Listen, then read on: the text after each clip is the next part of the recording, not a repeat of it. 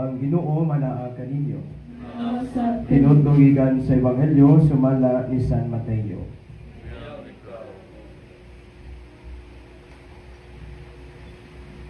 Sa pagkakita ni Jesus sa daghang mga tao, naluoy siya kanila, kay masulupon o makaluluoy man sila. Daw mga karnero nga walay magbalantay. Busag ingnan niya ang iyang mga tinunan. Daghan ang mga anihon, apan diutay ra ang mga ngani.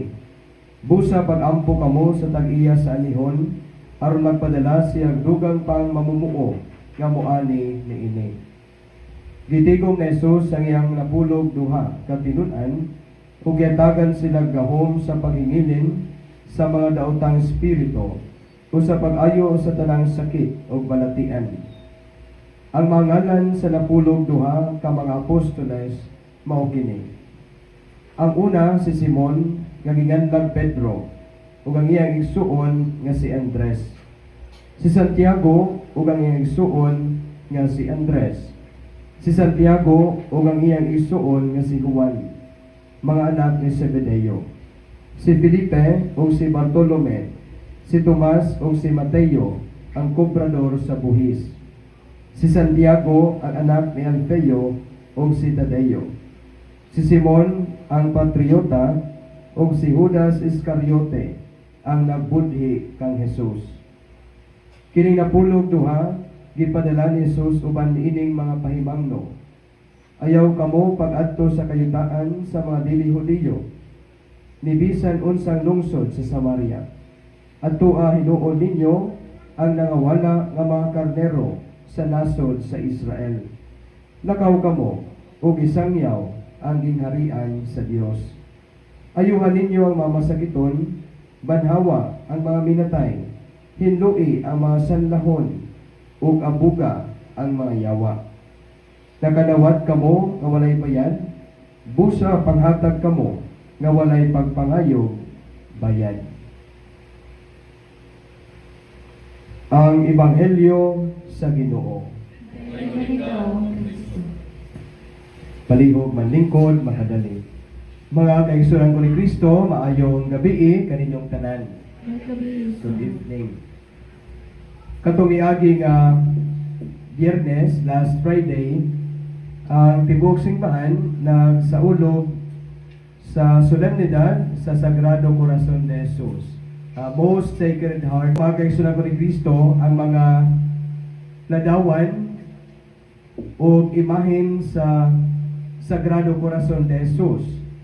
Kasing-kasing nagtilaab sa gugma.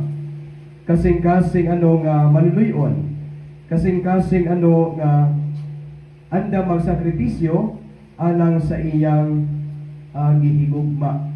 So mao kana siya ang mga characteristics sa Sacred Heart. Mahal nga kasing-kasing ni Kristo. Manuluyon, mahigugmaon, andam magsakripisyo alang sa iyang gihigugma. Mga kaigsunan ko ni Kristo, ang tema sa mga pagbasa karong Domingguha na atong nabatian, still tell us the characteristics of the Sacred Heart. Hatag gihapon kanato og ladawan sa Sagrado Corazon de Jesus. The very heart of Christ, the very heart of God. Ang kasing-kasing sa Dios. Diya sa atong unang pagbasa from the book of Exodus, gipahinumduman ni Moises ang mga Israelita kung unsa sila kahigugmaon sa Dios. Kaya na ay mga panahon nga makalimot sila, nga gihigugma di ay sila sa Dios. Sa diya sa atong unang pagbasa, gipahinumduman sila nga dako ang pagigugma sa Dios kanila. Nga iya ganit kini gipakita pinaagi sa pagluwas kanila gikan sa kaulipon sa Ehipto, gikan sa ilang slavery in Egypt. Kabalutano sa kinabuhi sa mga Israelita, before sila makaadto sa promised land, naulipon sila dito sa Egypt, dito sa Ehipto. Pero ang Dios tungod kay may gugmaon siya kanila, giluwas sila gikan sa kaulipon. Hangtod nga naabot nila ang yuta nga gisaad sa Dios kanila. Ug mao kana siya magkaigsunan ko ni Kristo ang kasing-kasing sa Dios. Kasing-kasing nga makaluwas. Gugma nga makaluwas. Nga wala niya pabay-i ang mga Israelita sa pagkaulipon. Wala niya pabay-i ang mga Israelita dito sa dautan nga kinabuhi. Iya silang giluwas. O iya silang kidala ngadto sa maayo nga lugar. Ang tawo nga tinuod nga nahigugma, luwason niya ang iyang gigugma sa dautan. Wala siguro'y tawo nga nahigugma nga dalhon niya ang iyang gigugma ngadto sa dautan. Wala siguro'y tawo nga nahigugma nga dalhon niya ang iyang gihigugma ngadto sa dili maayo nga lugar. Kasama sa mga ginikanan. Wala siguro'y ginikanan nga magdala sa iyang mga anak ngadto sa dautan. Wala siguro'y ginikanan nga pasagdaan ang iyang anak nga naa sa dautan. Iyang luwason, iyang protektaran. Mao kana siya ang Sagrado Corazon de Jesus. Paghigugma kasing-kasing nga makaluwas.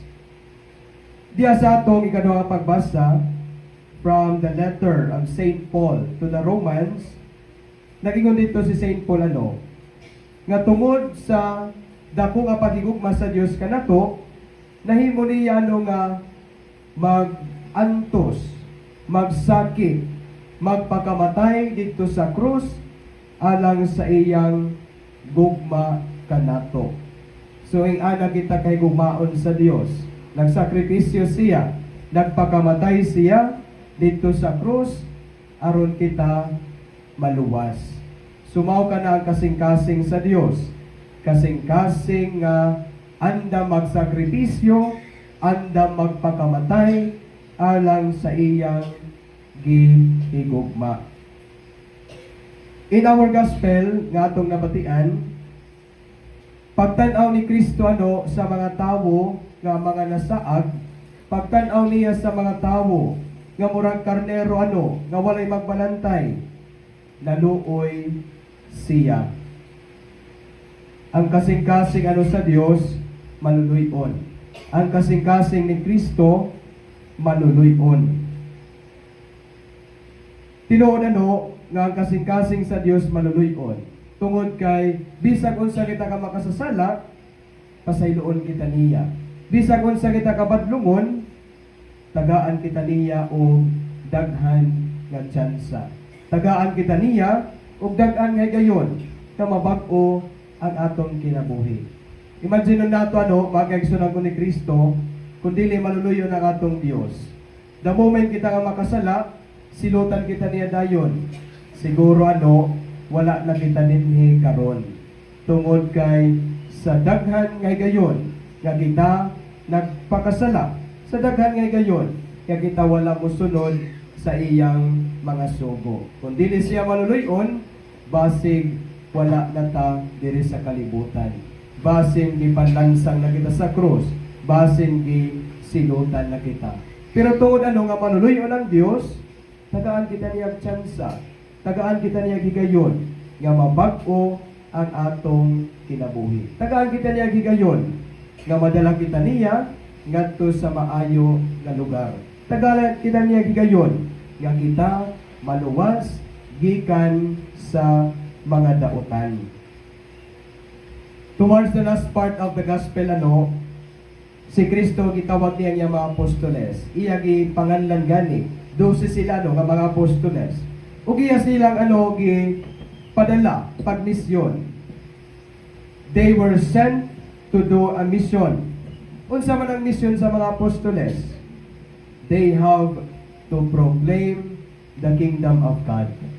They have to build the kingdom of God. Ug unsa man siya nga harian? What is this kingdom? ang gingharian sa Dios dili siya building. Ang gingharian sa Dios dili siya struktura. Ang gingharian sa Dios gingharian sa gugma. Kingdom of love.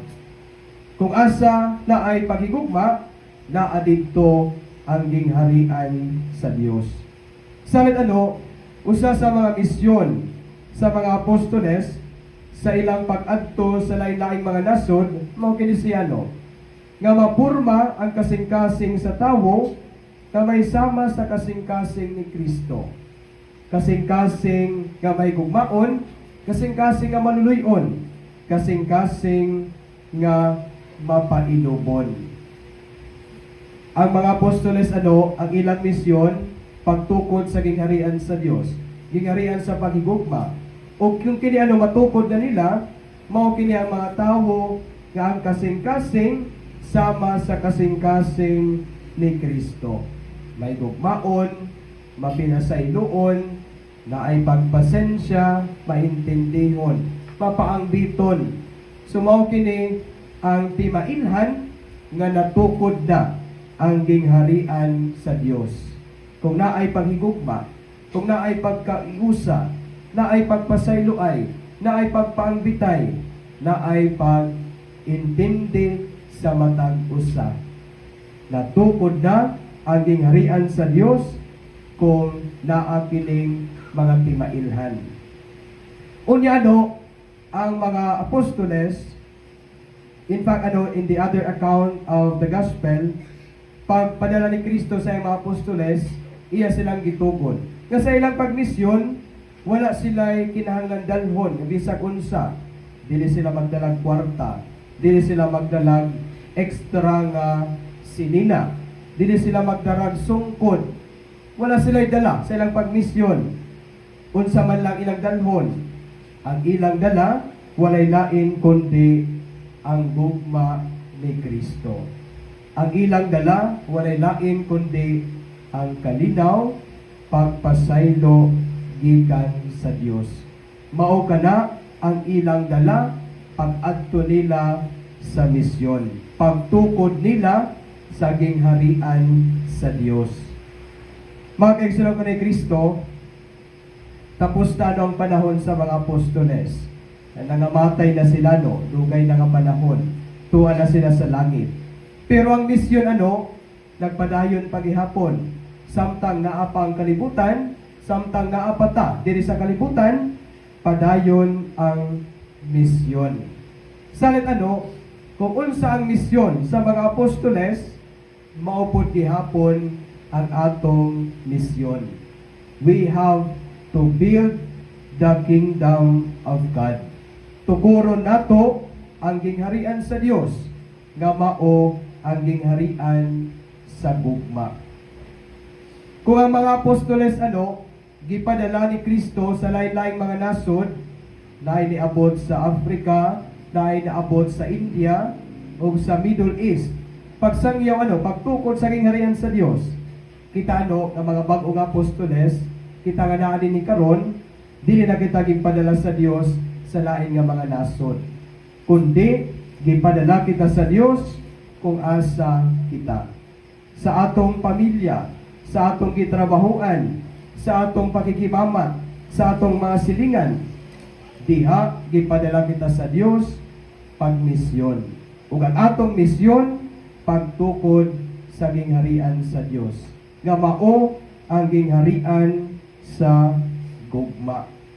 Sa mga kaigsunan ko ni Kristo, ang pangutana karon, unsa nga gingharian ang atong itukod diha sa atong pamilya, diha sa atong gitrabahuan, diha sa atong pakikimamat, sa atong mga silingan. Unsa nga klase nga gingharian ang atong gitukod? Gingharian ba sa gugma o dili? Ang mga apostoles ingon nato ganiha, sa ilang pagmisyon wala sila'y dala, kundi ang gugma, kalinaw, pagpasaylo ni Kristo. O kita po mga kaigsunan ko ni Kristo, sama sa mga apostoles, wala tay lain nga dala diya sa atong pagmisyon, kundi ang gugma, kalinaw, pagpasaylo ni Kristo. Kung andang kindonan ang pasalubong ng bayan, kita nga mga Kristiyano, kita nga mga bagong apostoles, wala tay lain nga pasalubong. Inig uli nato, inig sulod nato sa trabaho, kundi ang gugma ni Kristo. Sa pangutana ka nato karon, matag uli nato, unsa man ang atong pasalubong. Matag sulod nato sa trabaho, unsa man ang atong pasalubong. Matag bisita nato sa atong silingan, unsa man ang atong pasalubong. Gugma ba ni Kristo o dili? Si Maria, tanan nga mga santos, mutabang unta ka nato. Amen. Palihog, malindog.